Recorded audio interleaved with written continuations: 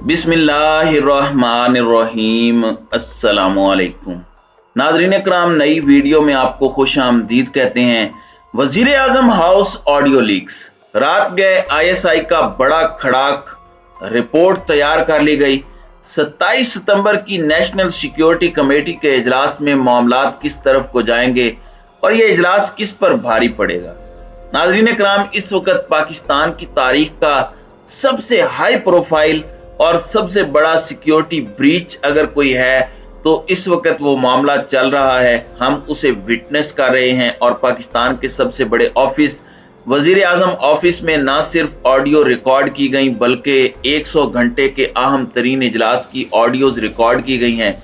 एक जानिब तो इस सब में नून लीग की सियासत का जनाजा है, वहीं दूसरी जानिब नेशनल सिक्योरिटी का भी इशू है, क्योंकि जाहिर है उस दफ्तर में बैठकर तमाम तर आला तरीन अफसरान के साथ गुफ्तगू भी होती है।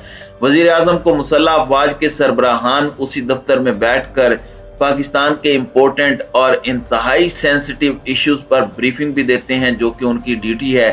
तो ये तमाम तर चीजें इस वक्त रियासत पाकिस्तान के लिए भी दर्द सर हैं और ये तीसरा दिन शुरू हो चुका है।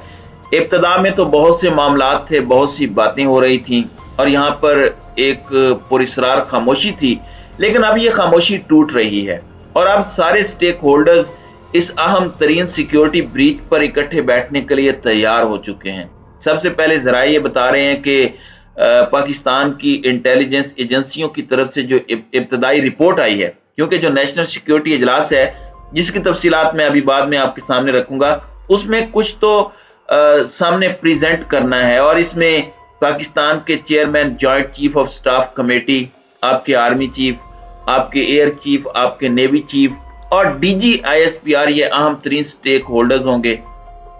जबकि सिविलियन से आपको पता है कि वजीर आजम और इंपोर्टेंट मिनिस्टर्स इस कमेटी का हिस्सा होते हैं। अब इसका प्रेस रिलीज भी आना है, एलामिया भी आना है। कौम के अंदर जो एक बेयकीनी की सी सूरत हाल है, इसमें कौम डिजर्व करती है कि जो कंसर्न्स हैं वो एड्रेस किए जाएं। सेंसिटिव इश्यूज हैं, हर चीज तो पब्लिक में नहीं बताई जा सकती और उसकी सेंसिटिविटी को हम भी समझते हैं, लेकिन कुछ तो बताया जाए जितनी चीजें सामने लाई जा सकती हैं। जबकि इस वक्त इत्तलाआत ये हैं कि वजीर आजम हाउस से डाटा हैक होने की तहकीकात के लिए जॉइंट इन्वेस्टिगेशन टीम JIT तश्कील दे दी गई है। ज़राए के मुताबिक वजीर आजम हाउस का डाटा हैक होने के मामले की आला सतह पर तहकीकात का आगाज कर दिया गया है, जबकि JIT में हसास इदारों का एक नुमाइंदा शामिल होगा। यानी जितनी आपकी इंटेलिजेंस एजेंसीज हैं उनका एक रिप्रेजेंटेटिव इस JIT का हिस्सा होगा। ज़राए का कहना है कि JIT इस बात की तहकीकात करेगी कि कैसे IT डाटा हैक किया गया। JIT को इख्तियार होगा कि वो वजीर आजम हाउस के अमले को शामिल तफ्तीश करे। ज़राए का कहना है कि वजीर आजम हाउस में डिवाइसेस लगाई गई या मोबाइल रिकॉर्डिंग्स हुई, तहकीकात होंगी। तहकीकाती टीम जायजा लेगी कि वाक़े के वक्त कौन कौन अफसर वजीर आजम हाउस में मौजूद था। वजीर आजम सेक्रेटरीट में मामूर स्पेशल ब्रांच के एहलकारों को भी शामिल तफ्तीश किया जाएगा।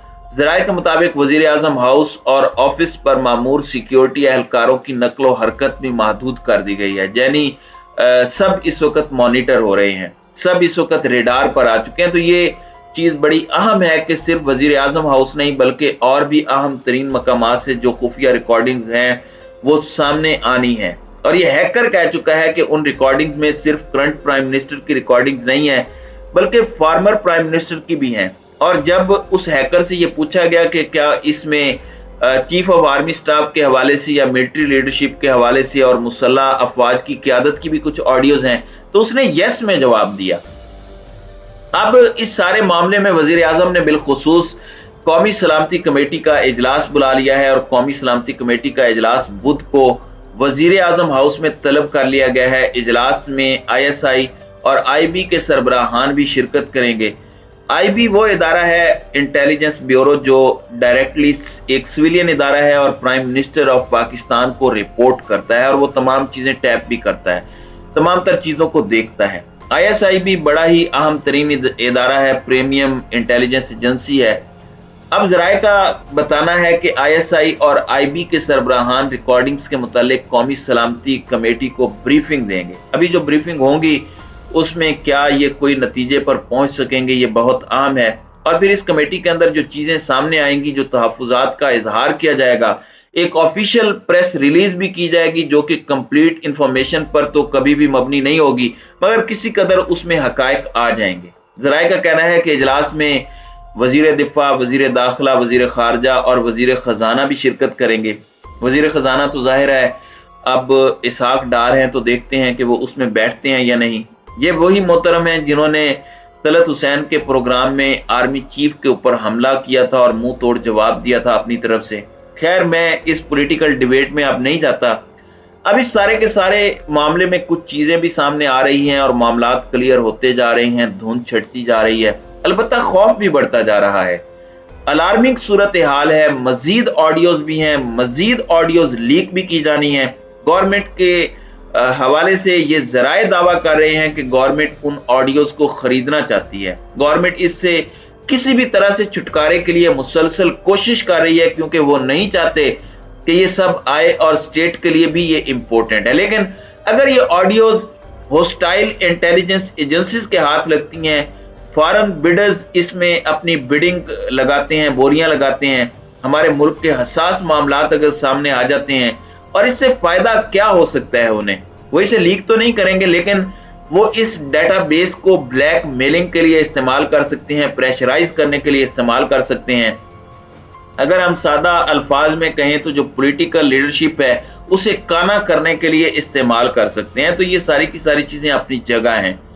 اب یہاں پر جو وزیر داخلہ ہیں انہوں نے بھی خاموشی توڑ دی ہے، اور وزیر داخلہ رانا ثناءاللہ کی میں گفتگو بھی سنوا دیتا ہوں۔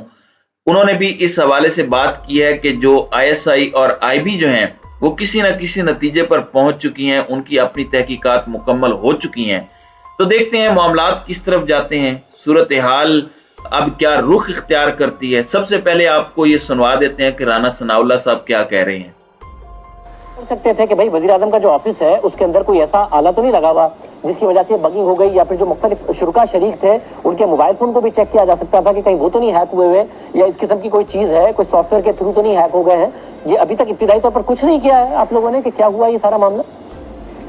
نہیں، میرا خیال ہے کہ IB اور ISI کے جو لوگ ہیں یا جو ان کے سربراہ ہیں وہ اس میٹنگ میں کوئی ابتدائی طور پہ جو ہے وہ پریما فشائی کوئی بات رکھیں گے، اور میری انفارمیشن بھی یہ ہے کہ وہ کسی نتیجے پر جو ہے وہ پہنچ چکے ہیں، یعنی پریما فشائی۔ باقی تو ڈیٹیل میں انکوائری ہونے کے بعد جو ہے وہ ہر چیز سامنے آئے گی۔ تو اس لیے میں اسی لیے یہ بات کر رہا ہوں کہ یہ کوئی اتنے زیادہ فکر مند ہونے، پریشان ہونے، اور یہ جو جس قسم کی گفتگو یہ دونوں صاحبان کر رہے ہیں نا، تو اس کے اوپر کوئی اتنا زیادہ سیریس ہونے کی ضرورت نہیں ہے۔ اور یہ جو بادی نظر میں ابتدائی نتیجہ ہے اس کی کوئی سیاسی محرکات نہیں۔ جی ناظرین کرام، آپ نے یہ سنا، یہ خان زادہ صاحب کو، شاہ زیب خان زادہ صاحب کو انٹرویو دے رہے تھے۔ ظاہر ہے انہی کو ہی انٹرویو دیں گے اور کسی کو تو دیں گے نہیں۔ اس میں انہوں نے یہ بات کی ہے کہ اب تک بھی ان تک بھی معاملات پہنچے ہیں، اور ظاہر ہے ایک ملک کا وزیر داخلہ یہ بات کر رہا ہے تو یہ ایک کنفرمیشن ہے، ایک خبر بھی ہے۔ اب یہ اجلاس کس پر بھاری پڑے گا، اب یہ توپوں کا رخ کس طرف کریں گے، کیونکہ PDM اور ان کے حامی صحافی اب نیریٹو بنانے کی کوشش کر رہے ہیں کہ اس میں اسٹیبلش اور اس طرح کے لوگ ملوث ہو سکتے ہیں۔ پھر اس میں ایک تھیوری یہ بھی ہے کہ جیسے عمران خان نے GCC والے معاملے میں کہا کہ ایک مریم کی آڈیو آنی ہے نواز شریف کے ساتھ جس میں چیف الیکشن کمشنر کا ذکر ہے، تو اس پر یہ سارے سوال اٹھا رہے ہیں کہ خان صاحب کو کیسے پتا۔ تو یہ ساری چیزیں بھی آپ نے ذہن میں رکھنی ہیں۔ دیکھتے ہیں کہ چیزیں کیسے انفولڈ ہوتی ہیں۔ پاکستان کے امپورٹنٹ ترین اداروں پر پوری قوم کا ٹرسٹ بھی ہے، پوری قوم اعتماد بھی کرتی ہے۔ اب یہ اونٹ کس کروٹ بیٹھتا ہے یہ تو آنے والے دنوں میں ہی پتہ چلے گا۔